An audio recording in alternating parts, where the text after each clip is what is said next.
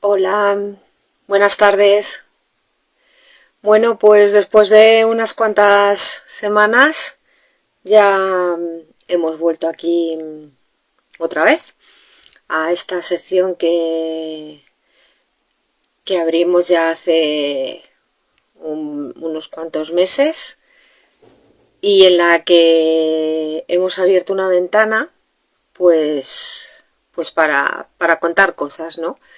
Para hablar de nosotros, para dar la oportunidad también de, bueno, pues para hablar también con otras entidades, con otras asociaciones, pues relacionadas también con otros temas que, que formen parte de, de nuestro día a día, ¿no? En el tema de educación, en el tema laboral, en el tema bueno, pues de la discapacidad también, ¿por qué no?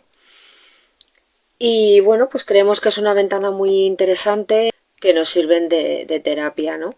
Y son muy interesantes para compartir experiencias, para que también otras asociaciones, fundaciones, pues cuenten también un poco lo que hacen y bueno, intentar llegar también al mayor número posible de personas, ¿no? Y no encontrarnos tan solos. Bueno, pues hoy, como sabéis, vamos a conversar con José Ángel Aybar, el expresidente de la Fundación Síndrome de Dravet. Estamos en el mes de Dravet. El próximo día 23 se conmemora el Día Internacional. Hola, ¿qué tal? Estaba haciendo un poquito de introducción. Sí, te estaba escuchando. ¿Qué tal todo? Muy bien, compañero. Estupendamente. Estaba contando un poquito, bueno, pues haciendo un poquito de introducción, contando un poco, bueno, pues que el día 23 es el Día Internacional del Síndrome de Dravet y que ya nosotros ya hemos colaborado en otras cosas, haciendo cosas juntos. Nuestra asociación con vuestra fundación y creemos que es súper interesante, bueno, pues ir de la mano, ¿no? Y teníamos este directo pendiente desde el año pasado, es cierto que no encontrábamos el momento de hacerlo y bueno, pues mira, aprovechando también, enmarcándolo dentro del día 23, pues creo que qué mejor oportunidad que hablar hoy contigo como presidente de la Fundación Síndrome de Dravet, pues para que nos cuentes un poco, bueno, pues yo creo que hables un poquito de qué es el síndrome de Dravet, a quiénes afecta, porque se afecta solamente a niños o adultos, en qué consiste. Y bueno, yo como siempre tengo aquí mi chuletilla para centrarnos un poquito en el tema y no, bueno, concretar un poco para no irnos un poco en la conversación, un poco desviarnos de lo que es el tema, independientemente de que luego vayamos hablando y comentando algo, pero sí que, bueno, pues creo que sí que estas preguntas son muy concretas para que tú nos cuentes pues una serie de cosas sobre el síndrome de Dravet, sobre la fundación y, y bueno, y pues el día 23 de junio y demás.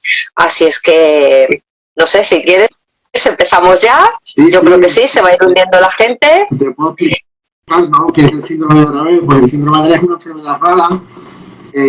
Comienza en el primer año de vida, en bebés hasta entonces sanos. Normalmente suele haber un parto normal, un embarazo normal, todo el mundo contento, todo el mundo feliz, hasta que en el primer año de vida los bebés empiezan con crisis epilépticas.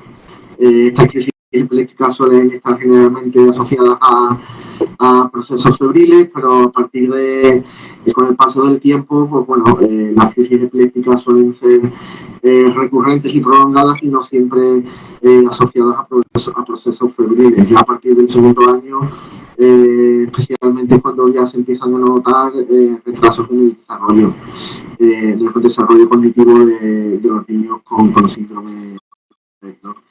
El síndrome afecta aproximadamente a 1 de cada 16.000 nacimientos, por lo que se considera una enfermedad rara, ¿no? Y la gran mayoría de los pacientes tienen una mutación genética en el gen SGR1A que codifica los canales de sodio en el cerebro, ¿no? Eso hace que haya una deficiencia en los canales de sodio en el cerebro que origina, pues bueno, todo lo que es la enfermedad.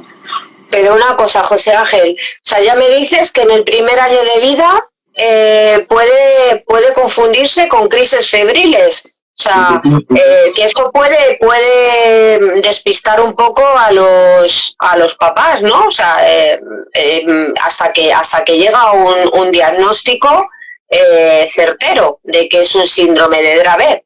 Efectivamente, inicialmente las crisis iniciales en el síndrome de Dravet son crisis asociadas a procesos febriles, con lo cual efectivamente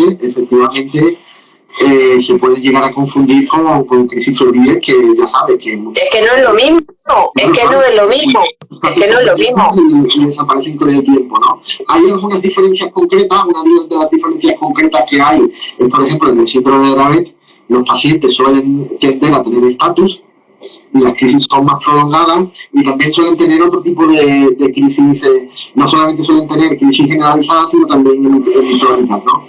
Hay algunas diferencias concretas que no se da siempre en todos los pacientes, pero que efectivamente, ¿no? En los primeros meses o años de vida se puede llegar a confundir el síndrome de Dravet con lo cual es muy difícil de detectar. Sí, es muy difícil. Porque, a ver, vas con el niño al médico, nada, no se preocupe, eso son crisis febriles, ya es normal, ya está. Y bueno, con lo cual eso retrasa el diagnóstico y un abordaje lo más tempranamente posible, que es de lo que se trata.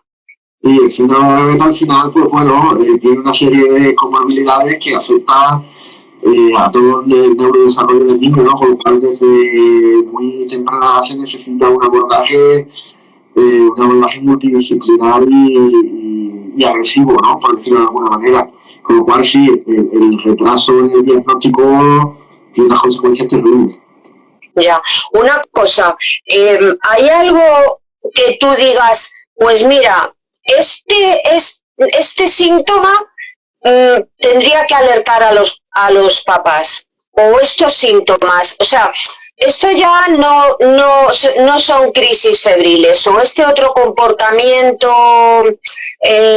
algo que alerte, algo que tú creas, o que a través de las conferencias que hacéis y los congresos y demás anualmente, ¿creéis que hay algo que pueda determinar una alerta, que salte una alerta y que a los padres nos haga plantearnos el decir, oye, mira, que esto puede ser algo un poco más serio y dar la batalla, porque al fin y al cabo, a lo mejor también llegar a un diagnóstico certero puede ser, esté en nuestras manos, ¿no? El dar esa batalla y decir, oiga, que mire, que está pasando esto además de las crisis febriles. Sí, no, lo que decimos nosotros además es que prácticamente a todos los niños que tengan crisis epilépticas en el primer año de vida y retraso en el neurodesarrollo se le debería hacer test genético, pues es muy probable que si no se le encuentra otra causa, pues sea una epilepsia de origen genético, como es el caso del síndrome de Dravet. Porque hay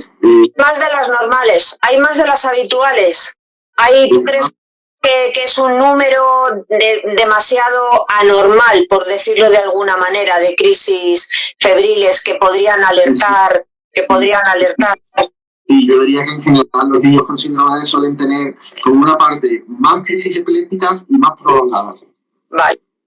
O sea, que entonces sí que, bueno, eso sería una característica a tener en cuenta, decir, oye, esto vamos a profundizar un poquito más en el tema, ¿no?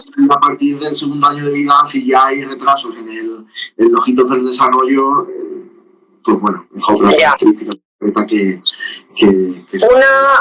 una cosa, a ver, teníamos hasta hace poco tiempo como asociado el síndrome de Dravet, asociados únicamente a infanto-juvenil, ¿no? O la infancia, niños, pero también hay adultos. ¿Cómo les afecta esto? Totalmente, ¿no? El niño, cuando se hace adolescente, sigue teniendo síndrome de Dravet, y el adolescente cuando seas adulto sigue también teniendo síndrome de Dravet, ¿no? Ujú.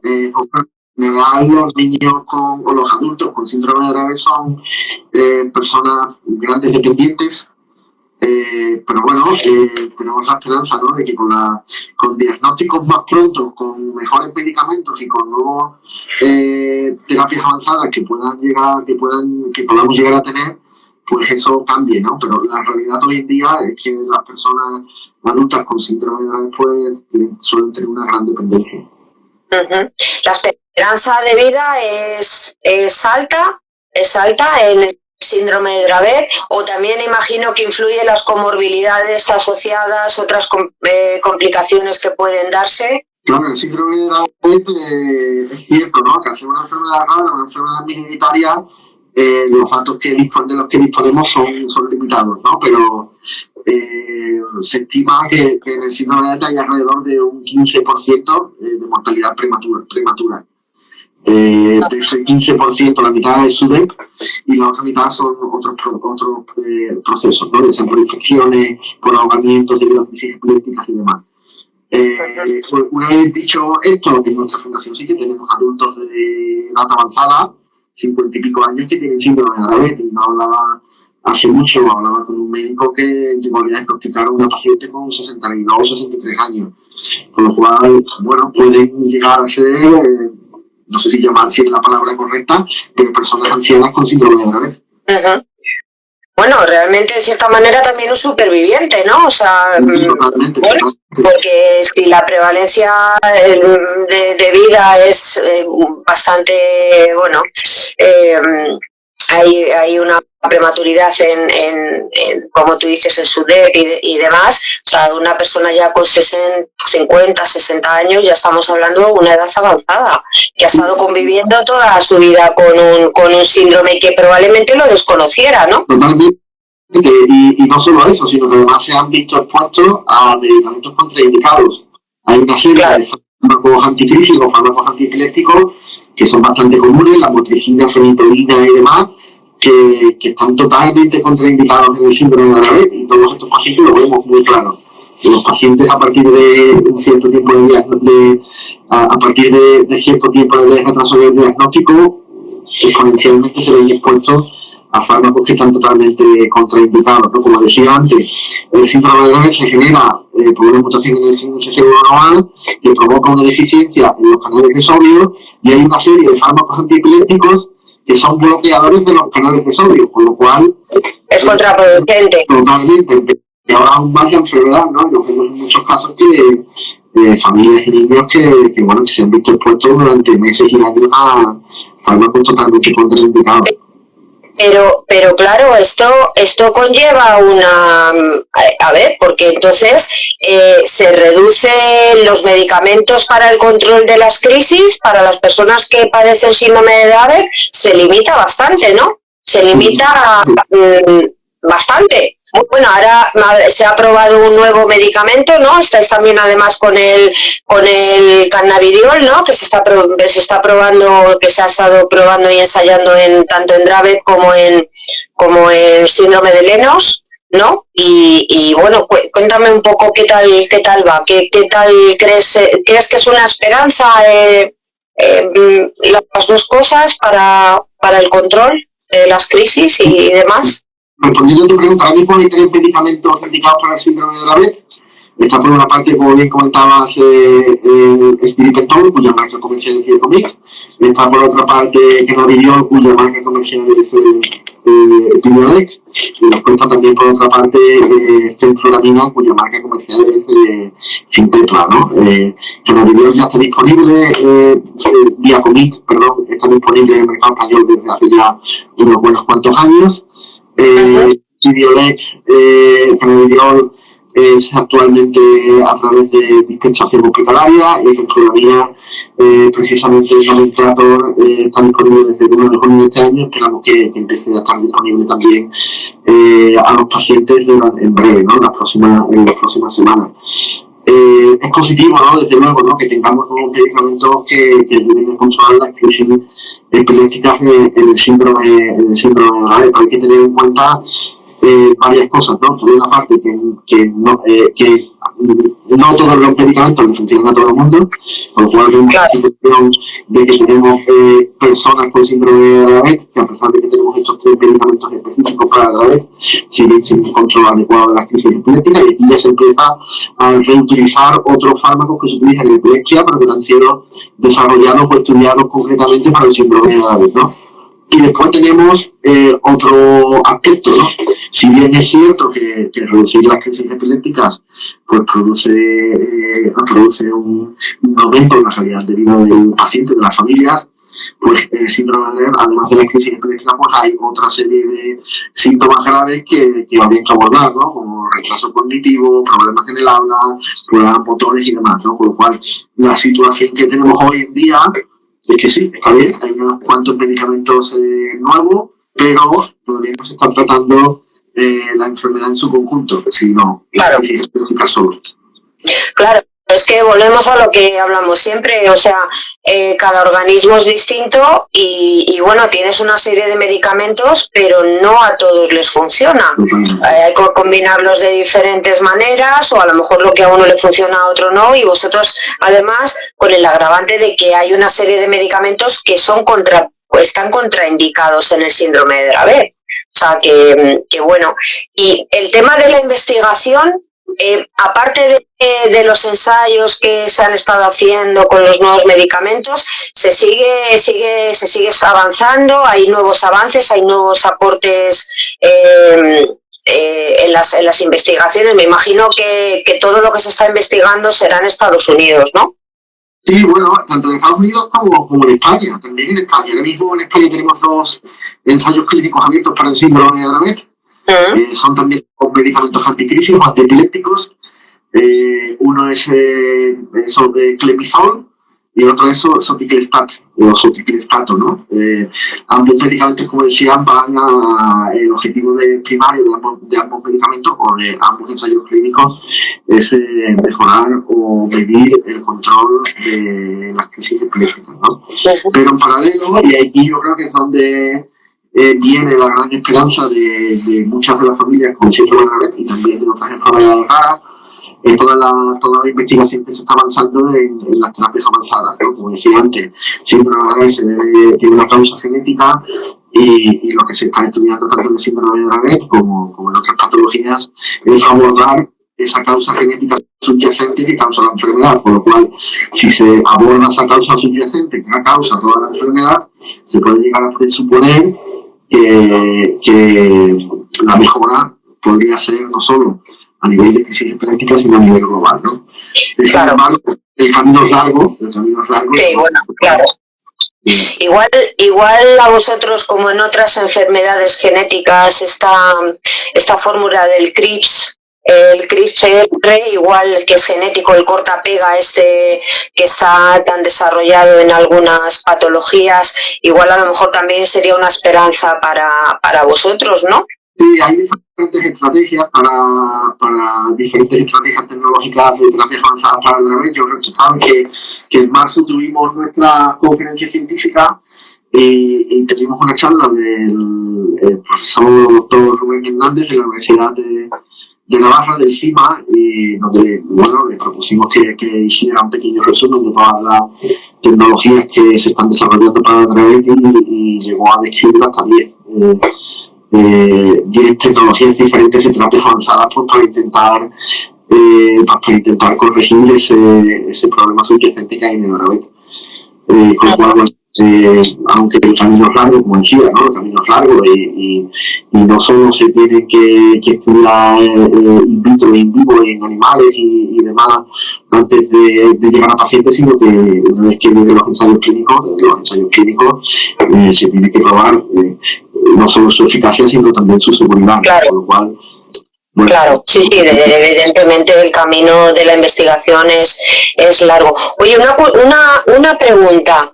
En este caso, como es un tema genético, ¿es del padre, de la madre, de ambos? Porque sabes que hay enfermedades raras que a lo mejor la portadora es la madre, o en el caso son los dos, o es el padre.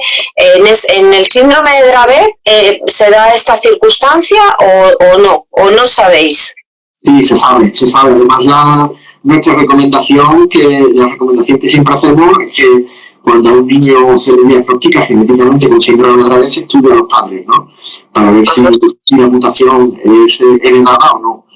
Y en la gran mayor parte de los casos, 80-90% de los casos, es una mutación espontánea, es decir, una mutación de nomo, que no es heredada por ninguno de los dos padres. Hay un pequeño porcentaje en el que la mutación puede ser heredada por uno de los progenitores, pero en la gran mayoría de los casos es una mutación espontánea, pues como puede pasar en otras enfermedades en las que ninguno de los dos tiene la mutación ni ningún tipo de patología. Bueno, tú eres el presi de la Fundación Síndrome de Dravet.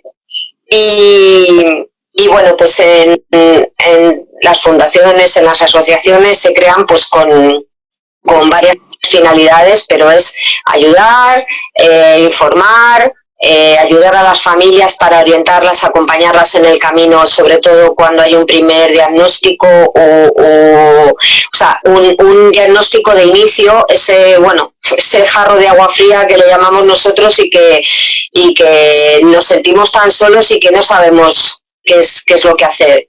Entonces, desde ¿qué recursos y qué apoyo y qué tipo de apoyos ofrecéis desde la Fundación Síndrome de Dravet para las familias?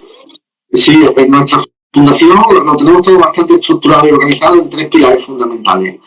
Tenemos por una parte investigación, donde intentamos impulsar la investigación de todas las maneras que podemos, desde financiando proyectos concretos hasta llevando a cabo nuestros propios proyectos. Tenemos después toda la parte de concienciación, y tú lo estabas mencionando muy bien, ¿no? Que estamos como decimos nosotros, en el mes de Dravet, que el 23 de junio del síndrome de Dravet, intentamos hacer todos los ruidos que podemos. Y después, el apoyo a las familias, donde a lo largo del año pues vamos intentando hacer siempre diferentes proyectos que puedan mejorar la calidad de vida de las familias en su día a día. ¿Tenéis apoyo de profesionales y todo este tipo de cosas para las familias, ¿no? O sea, las familias que se quieran poner en contacto con vosotros, acompañáis en ese en ese camino, ¿no? Del diagnóstico y demás, imagino, ¿no? Sí. Aunque por una parte tenemos que tú ya seguro que lo sabes, muchas veces lo más importante no es tener el apoyo de un profesional, que es importante, ¿no? Pero muchas veces es casi igual o más que importante tener el apoyo de alguien que conviva con lo mismo que tú. Sí, totalmente.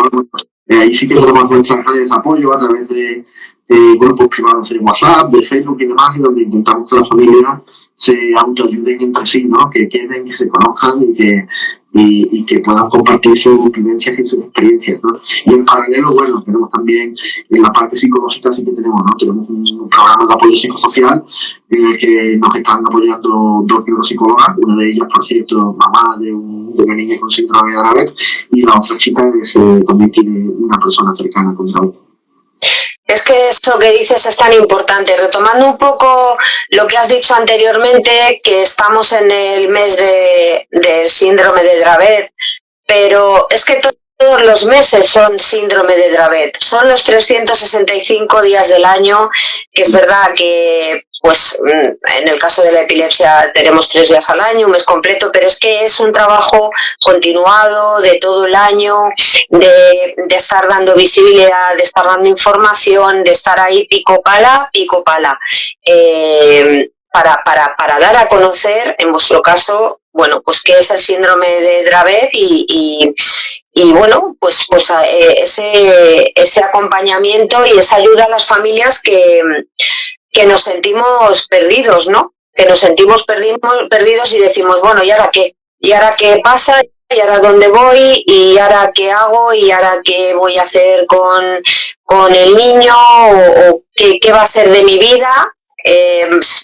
¿Cómo me voy a organizar la vida que la tenía organizada y colocada hasta hace 3 días? Y resulta que ahora pues se pone todo patas arriba, ¿no? Y la importancia de las fundaciones, de las asociaciones que aglutinan a las familias es fundamental y los testimonios, tú sabes que son fundamentales, ¿no?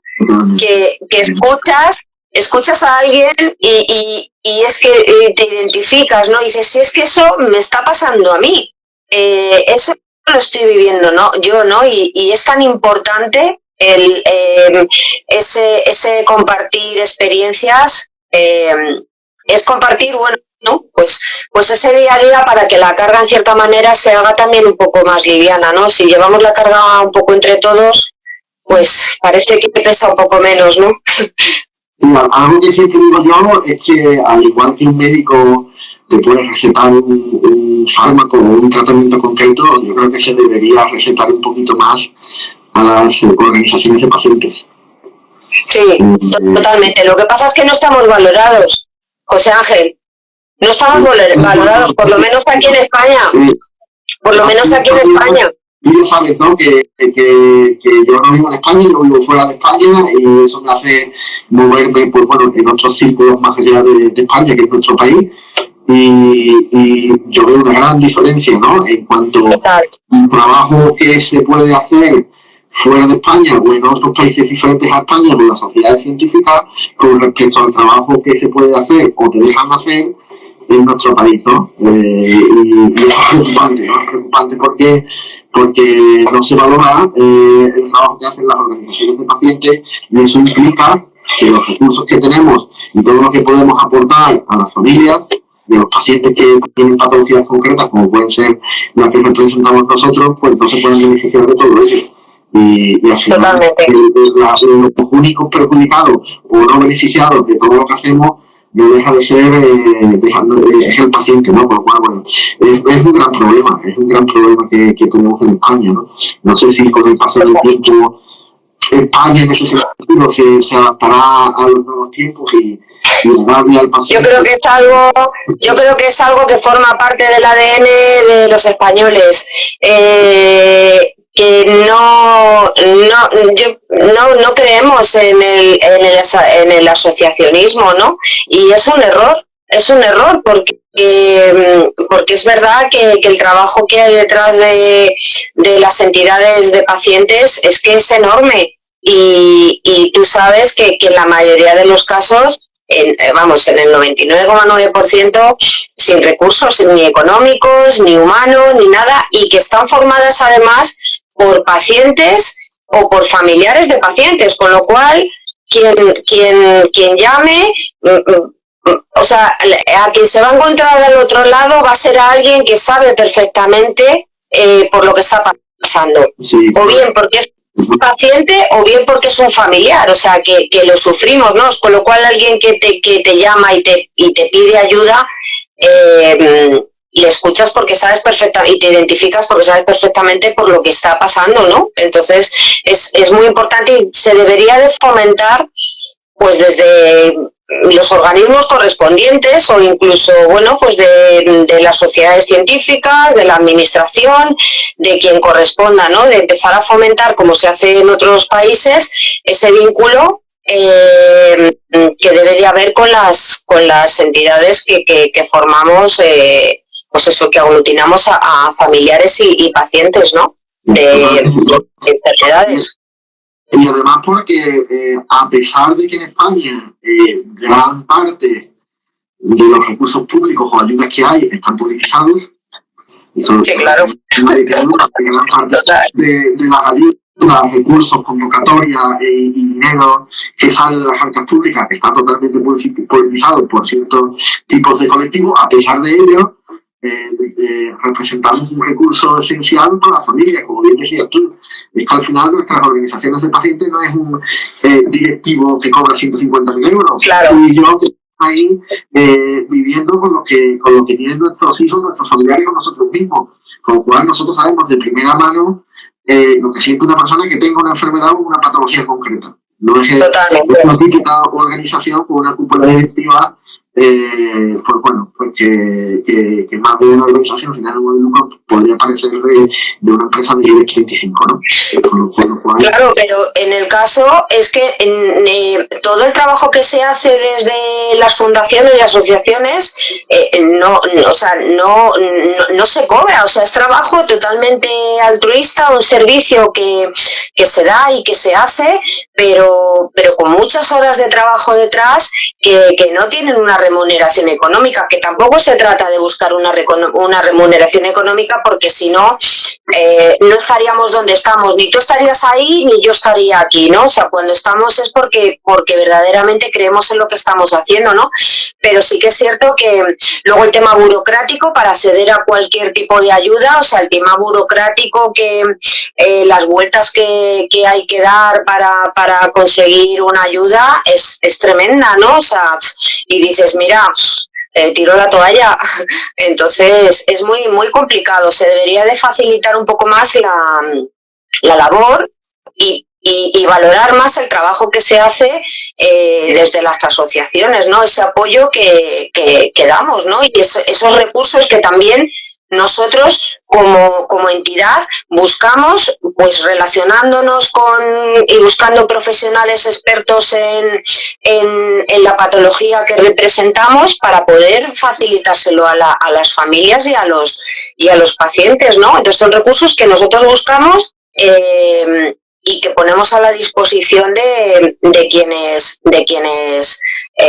están con nosotros, ¿no? Con lo cual es un trabajo al final, una red tremenda, pero que verdaderamente no se valora todo el trabajo que se hace desde las fundaciones y desde las asociaciones, ¿no? Es un trabajo humano que no tiene reconocimiento de ningún tipo, ¿no? Y es muy triste.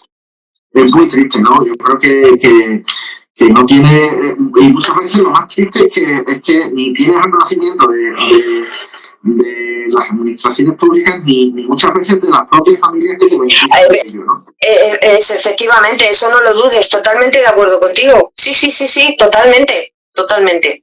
Que en cierta manera deberían de implicarse también más. O sea, yo desde aquí hago un llamamiento a las familias, a los pacientes, de implicarse, ¿no? Porque en el trabajo que hacemos, ¿no? Porque al fin y al cabo lo que se hace desde Fundación Síndrome de Dravet o lo que se hace desde AMPE, por ejemplo, repercute en todas las personas que están afectadas por lo que representamos, ¿no?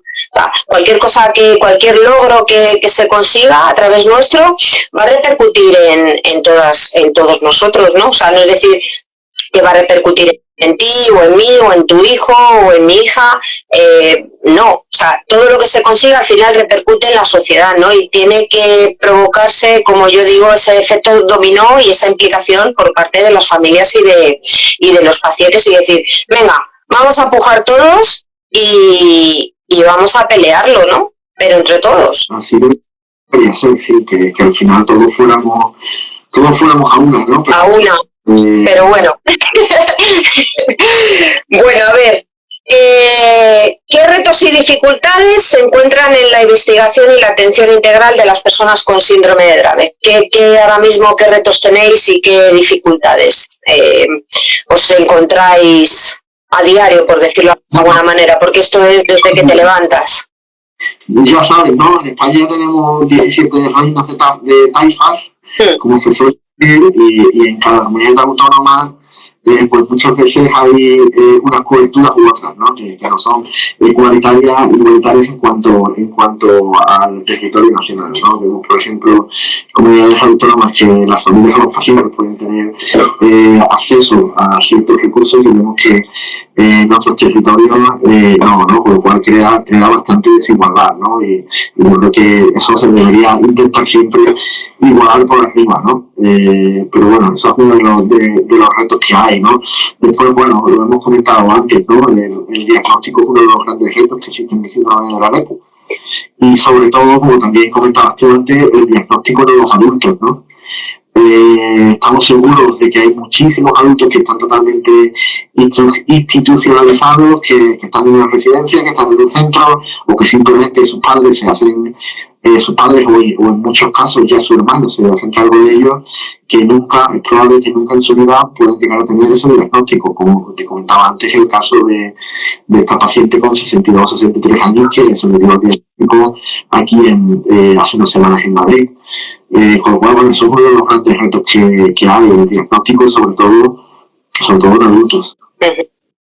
Sí, la verdad es que es un largo camino, o sea, una persona que tenga ya esa edad, o sea, ha tenido un camino de recorrido bastante complejo y sin un diagnóstico, que ha llegado tardío y que probablemente haya estado tomando, bueno, pues una serie de medicaciones para el control de las crisis que hayan sido contraproducentes y que hayan en cierta manera perjudicado un poco el estar bien diagnosticada, ¿no? Es con lo que ello conlleva, ¿no? O sea, un mal diagnóstico al final repercute en la calidad de vida del paciente y del entorno, porque esa es otra. O sea, no es solamente la enfermedad que puedo tener yo, sino todo el entorno cercano que también vive con la enfermedad, ¿no? Sí. Yo siempre digo que la falta de diagnóstico no solamente tiene un impacto negativo en las personas que no tienen el diagnóstico, sino en las que también lo tienen. Claro. Voy a explicar por qué. Por una parte, tú lo has dicho muy claramente, por una parte, no es que la persona únicamente se vea expuesta a fármacos contraindicados, sino es que no está recibiendo los tratamientos correctos. Claro. Es que no se le está dando las terapias o los tratamientos que debería recibir la persona, porque no se sabe que tiene esa enfermedad y que para esa enfermedad, esa patología, lo más recomendado es tal o cual, ¿no? Y eso obviamente, como bien comentaba, pues afecta a la calidad de vida no solo de la persona que tiene síndrome de Down, sino de toda su familia, ¿no?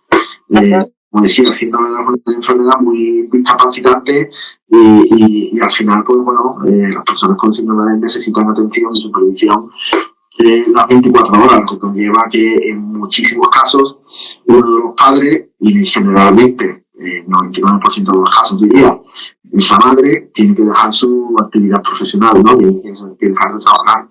Y también afecta a los diagnosticados, porque claro, nos vemos con el problema, nos podemos llegar a ver con el problema de que en el futuro, con posibles ensayos clínicos o posibles estudios de investigación, no tengamos los suficientes pacientes para participar, porque efectivamente los que tienen síndrome de Down no estén correctamente diagnosticados, ¿no? Por lo cual al final afecta de alguna manera a todo el mundo, ¿no? Totalmente. En el caso de los niños, ¿se pueden llegar a escolarizar? ¿Pueden ir al colegio? ¿Qué dificultades en el caso de la infancia os encontráis los padres?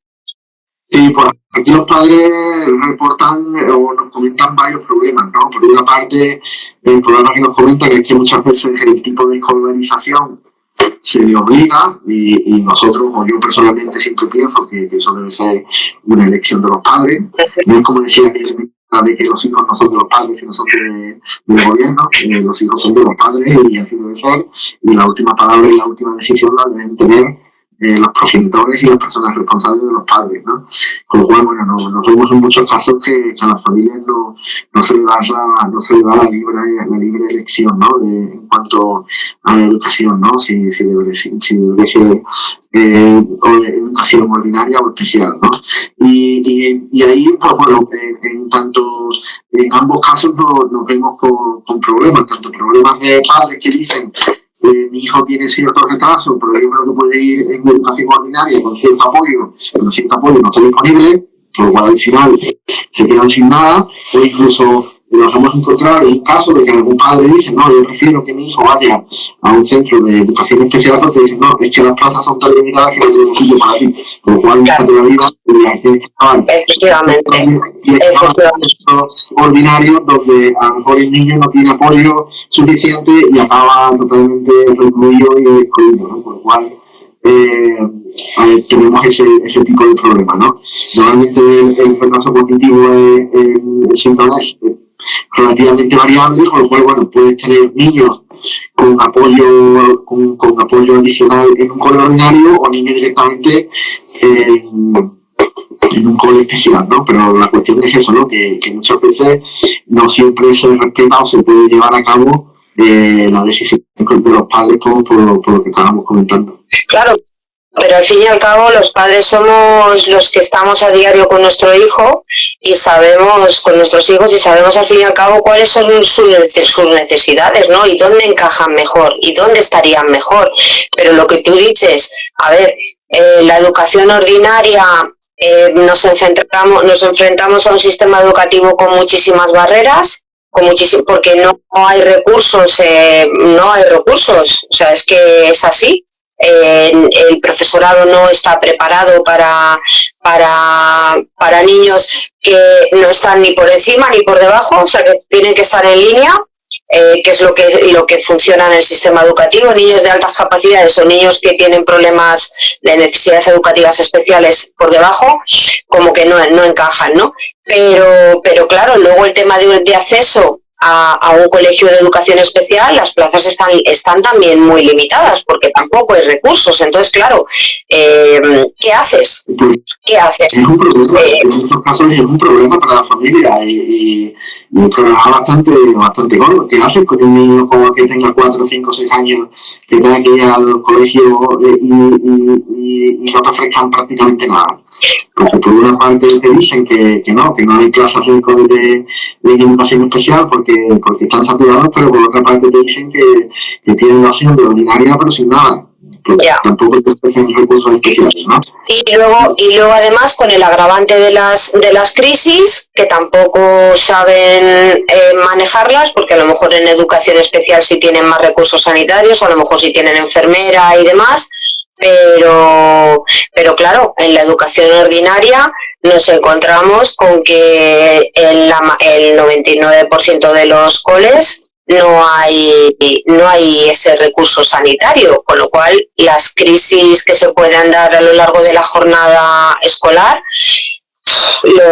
los profesores les dices que tiene el niño síndrome de Dravet y que puede tener una crisis o varias crisis, y entonces ya nos ponemos alerta, con lo cual es un agravante también. Sí. No ya son solamente las dificultades de aprendizaje derivadas del neurodesarrollo y de lo que provoca el propio síndrome, sino luego también las crisis que se pueden dar a lo largo de la jornada lectiva, ¿no?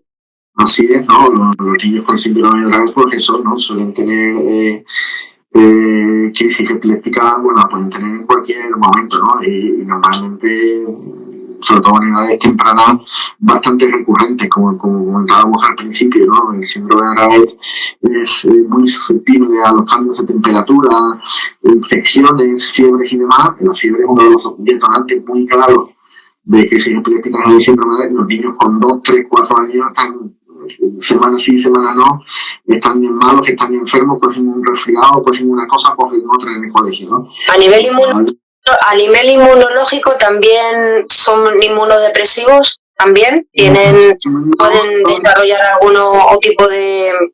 No necesariamente, pero el problema del síndrome es que la fiebre puede llegar a ser uno de los detonantes de crisis epiléptica, por lo cual, claro, si coge, y fiebre, cuando digo fiebre leve.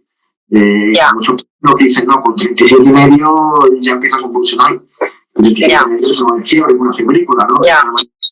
Con lo cual, claro, con cualquier pequeño proceso febril, infeccioso que tengan, los niños con síndrome de Dravet pueden detonar una crisis epiléptica. Entonces, nos invitan a marcharnos, ¿no? Así, tal cual. Muchas veces es lo que nos comentan. Es que es una realidad, sí, es una realidad. Es un problema tuyo y punto, ¿no? Luego, además, nos encontramos con la frustración de las familias de ese camino, ¿no? De cole en cole, de a ver dónde le puedo meter, a ver dónde me le pueden coger, a ver qué trabas me encuentro, y es otro agravante, además de la propia enfermedad y todo lo que genera aparte de las crisis, ¿no? O sea, además es el día a día, la pelea del día a día de una persona normal y corriente que puede a lo mejor ir al colegio los días que pueda, es verdad, que a lo mejor son más limitados por la situación, ¿no? Pero claro, dices, bueno, es que ¿dónde meto a mi hijo? ¿En qué colegio? ¿Dónde le meto? Si ya de entrada me están diciendo que no, porque trabas todas las que quieras y más. Sí, muchas veces una lucha interminable contra el sistema en todos los aspectos, ¿no? En todos los aspectos. Sí. Sistema escolar, sistema social, sistema sanitario, en todos los aspectos, ¿no? Seguro que tú también te has encontrado con muchas dificultades.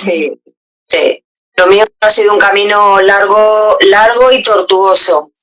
Largo y tortuoso a nivel educativo, ha sido frustrante. Ha sido como estar dándose contra un muro de acero, de hormigón o de las dos cosas juntas. Entonces, es muy complicado. O sea, es que si ya de por sí la cosa es complicada, es que te hacen la vida más complicada aún. O sea, precisamente no nos facilitan las cosas. Entonces, lo que tú decías, al final, pues búscate la vida, y es que te tienes que buscar la vida. Y hay veces que el buscarte la vida te lleva a la determinación de decir, pues mira, creo una fundación o creo una asociación y empiezo a batallar, y lo que consiga, pues se consigue, porque es que te sientes tan impotente, es que es una impotencia y una frustración que a veces que es agotadora, ¿no? Es agotador. Sí, es terrible. Pero bueno. Pero yo decir algo más, que yo creo que es más accesible cuando los pacientes las personas con síndrome de Leret o otras enfermedades también que son de manera similar en cuanto a las discapacidades que puedan tener, llegan a la edad adulta, porque en la edad adulta los recursos son aún todavía peores, ¿no? Efectivamente. Sí, totalmente. Se coge el cepillo de barrer y se dice, venga, barremos y tienes un problema, tienes discapacidad, tienes lo que sea, te metemos en tu casa. Tú también en tu casa. Y así es el tema, ¿no? Porque si escasos son los recursos escolares, en cuanto a los adultos prácticamente no es que sean escasos, que son inexistentes, ¿no? Claro, es que además de tener el problema que tenemos, encima es que tenemos que ir mendigando y llorando por los rincones. Decir, me pasa esto, necesito esto, y es llamar de puerta en puerta y que te encuentras con que no. Y lo que tú dices, a lo mejor en edad escolar tienes más recursos, ¿no? Bueno, pues por el tema de bueno, esa concienciación sobre con la infancia, ¿no? Y demás. Pero cuando ya eres adulto parece que, bueno, pues que ya no tienes derechos a nada, ¿no? O sea, ya dices, bueno, encima de lo que tengo encima, se me está negando pues muchísimas cosas ya como persona, simplemente por desarrollar una enfermedad crónica, ¿no? Y es un portazo a la vida, ¿no? Y a la persona en sí misma, ¿no? Entonces, yo pienso que eso es muy doloroso. O sea, si ya encima tienes que vivir con una enfermedad crónica, si luego encima te encuentras con que te están dando portazos por todos lados, pues eso la verdad es que yo pienso que deriva luego en otras comorbilidades muchísimo más serias, ¿no? De depresión, de salud mental y demás, que es muchísimo más complejo, ¿no? Es muchísimo más.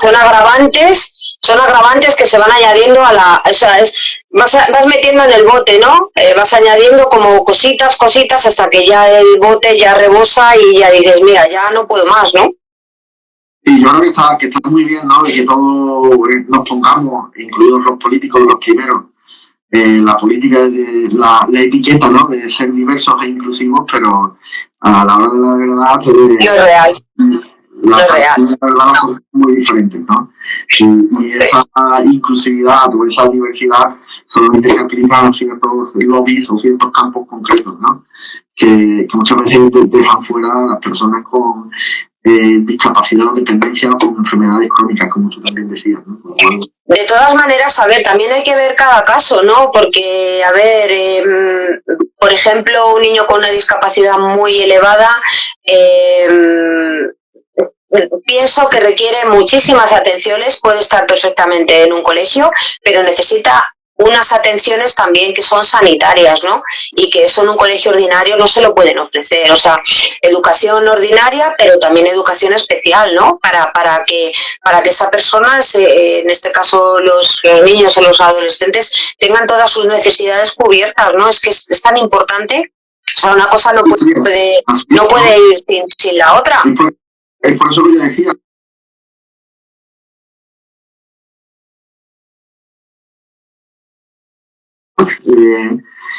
Por eso yo decía, ¿no? Que la decisión, bajo mi punto de vista, la deberían tener al final los padres, ¿no? Y muchas veces son los padres quien saben decidir si a un niño pues le podría ir mejor la educación ordinaria con cierto apoyo, que en muchos casos, como decía, no hay ese cierto apoyo, o si es mejor enfocarse hacia la educación especial, donde, claro, como tú decías también, pues bueno, no solamente hay apoyo pedagógico, sino que en muchos centros de educación especial también hay apoyo sanitario, claro, que es muy importante en niños con estas características. Efectivamente, es que es ver cada caso. Es ver cada caso y cada persona, y yo soy partidaria de exprimir al máximo las capacidades de la persona, que cada uno dé de sí lo que pueda y exprimirlo al máximo.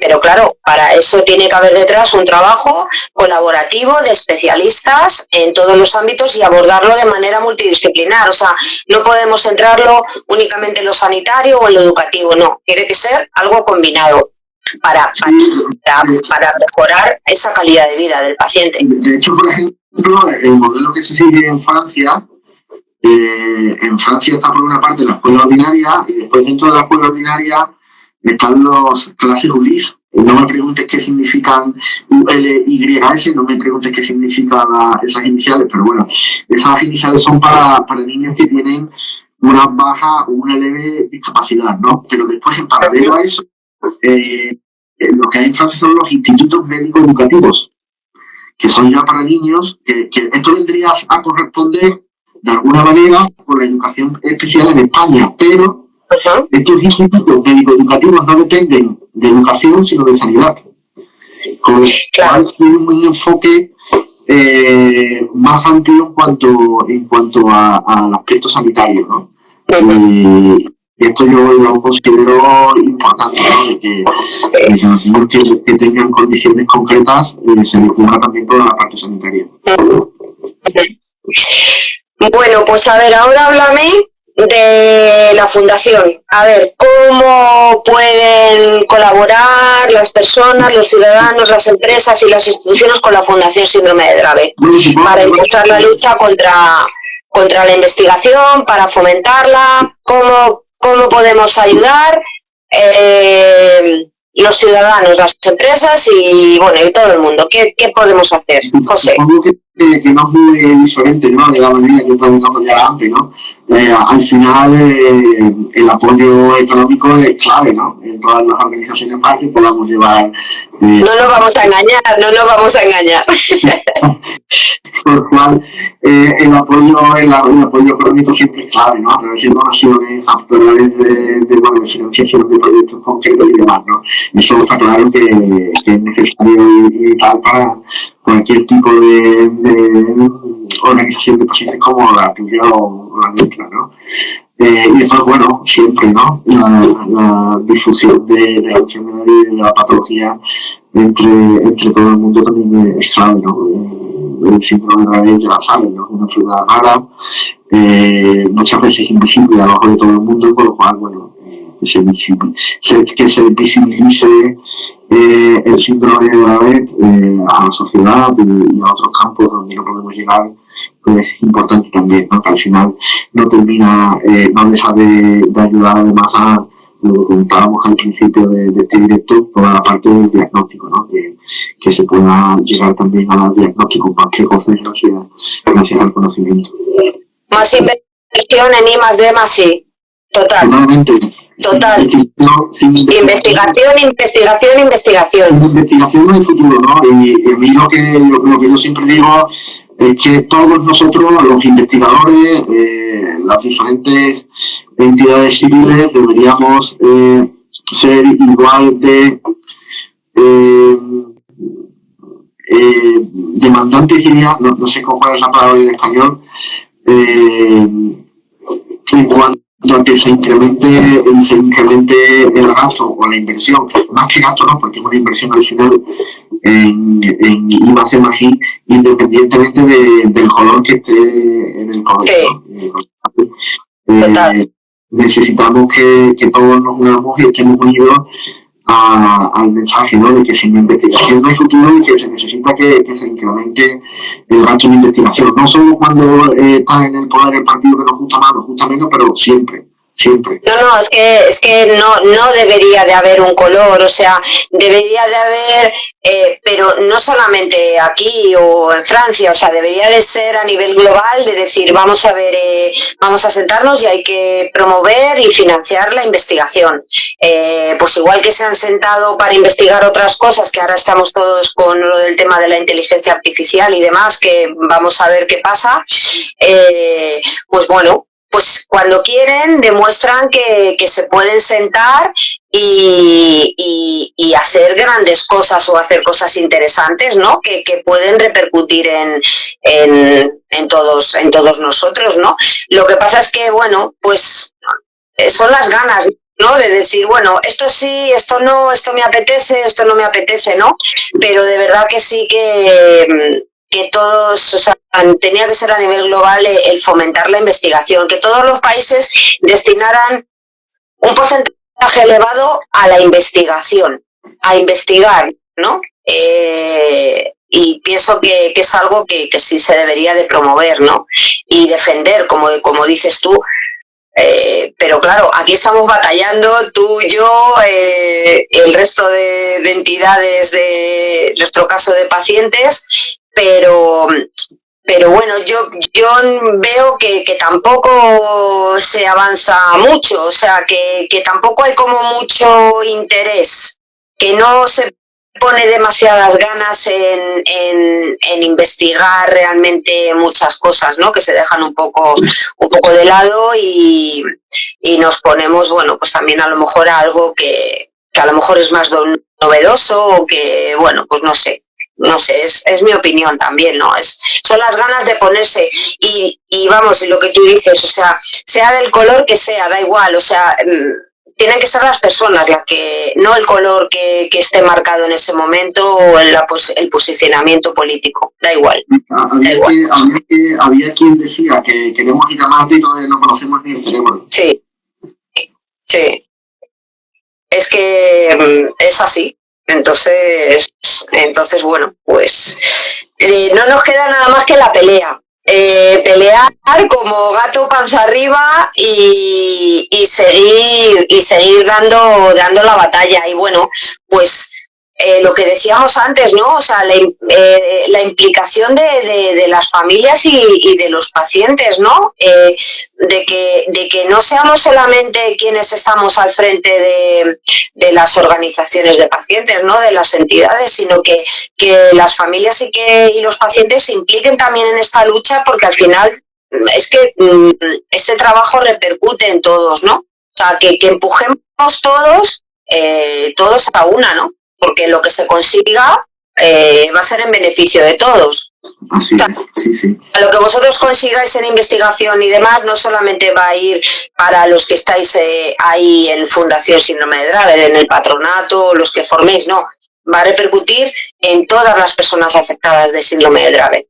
Incluso más allá, ¿no? Porque claro. El síndrome de Dravet, por ejemplo, en el síndrome de Dravet, entre comillas, tenemos la suerte de que es la epilepsia genética más común, con lo cual, bueno, vemos que muchas cosas que se prueban y que funcionan en el síndrome de Dravet, después se aplican o se intentan aplicar a otras epilepsias o enfermedades similares, por lo cual muchas veces lo que hacemos de una organización puede ser... Se abre un camino al resto.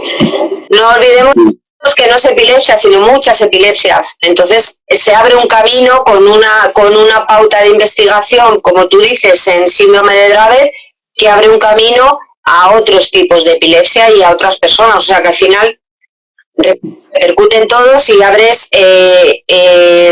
facilitas la vida y mejoras la vida a mucha más gente de la que piensas. O sea, no es algo en este caso minoritario, sino que estás abriendo una vía, una posibilidad a otras personas.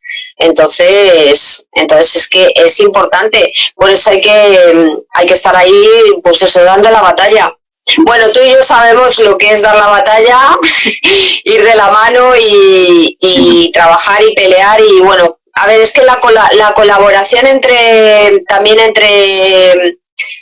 las fundaciones y asociaciones de pacientes es importante, ¿no? Es importante porque al final nos une muchísimas cosas, coincidimos en muchísimas cosas y, o sea, no es decir, no, es que yo tengo mis características, no, pero te das cuenta que cuando te sientas sobre la mesa tienes más cosas en común que las que no tienes, ¿no? Entonces es de lo que se trata, ¿no? Y apoyarnos y seguir consiguiendo cosas. O sea que totalmente. Pues yo de verdad desde aquí, en nombre de AMPE y de todas las personas que bueno, pues que están con nosotros, que nos escuchan y demás, que sigáis dando la batalla, que consigáis muchas cosas, que este mes de junio pues sea espectacular, que sea visible lo más que se pueda el síndrome de Dravet y que se avance más en la investigación para que repercuta en las personas. Darte las gracias, ¿no?, por invitarme a este espacio y, como tú decías, ¿no?, que se avance más en la investigación, que se invierta más en la investigación y que eso en un futuro próximo pues, nos puede mejorar la vida a todos. Darte las gracias a ti por estar aquí este ratito hablando conmigo y bueno, pues dejando este pequeño trozo para contar qué es el síndrome de Dravet, cómo funcionáis y bueno, pues para seguir adelante. Si es que es de lo que se trata, ¿no? De abrir esta ventana y hablar y conversar y darnos a conocer de manera mutua y decir, estamos aquí, hacemos esto y representamos a esta patología y somos muchos y hay que seguir avanzando. No queda otra. Pues sigamos avanzando. Pues venga, un beso grande, José Ángel. Gracias por todo. Hasta luego. Chao. Chao.